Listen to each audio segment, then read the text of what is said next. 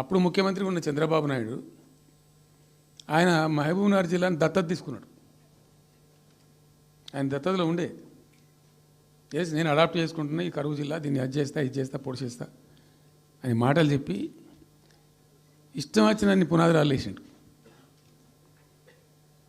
కలవ కుర్తి, మన్ను, మశాను రకరకాల పునాదురాలు వేసుకుంటూ ఉద్యమ సందర్భంగా నేను చేసే ఉపన్యాసాలలో నేను మాట్లాడేది ఈ పునాదురాలన్నీ ఎందుకు మనకు పట్క ఏడుస్తానికా చూస్తానికా ఏం లాభము, ఈ రాళ్ళని అంశం కృష్ణానదిలో అడ్డమేస్తూ చెక్కడమని అయితే భయ అనేది నేను నవ్వేది, జనం సప్పట్లు కొట్టేది సభలలో నేను చెప్తుంటే.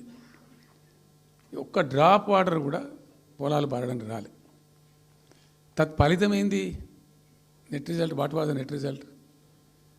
పాలమూరు జిల్లాలో ప్రతి తాలూకా కేంద్రం అంటే ప్రతి నియోజకవర్గ కేంద్రం నుంచి వలసలు పోవడానికి ప్రజలు ప్రతి బొంబాయి నుంచి bus, Narayanpet Bombay bus, Wanaparthy Bombay bus, ఇంచుమించు అన్ని తాలూకాల నుంచి బొంబాయికి డైరెక్ట్గా బస్సు.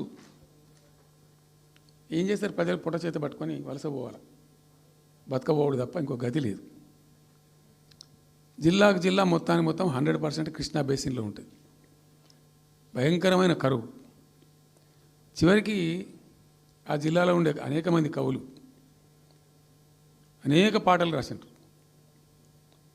ఆ గోరెటి వెంకన్న గారు అయితే పల్లె పల్లెలో పల్లెర్లు మొలిసే పాలమూరులోన అని చెప్పి పాట రాసి పాడిండు. ఆ పాట బాగా పాపులర్ సాంగ్ కూడా, తెలంగాణ ఉద్యమం పొడుగుతో కూడా భయంకరంగా మోగినటువంటి సాంగ్.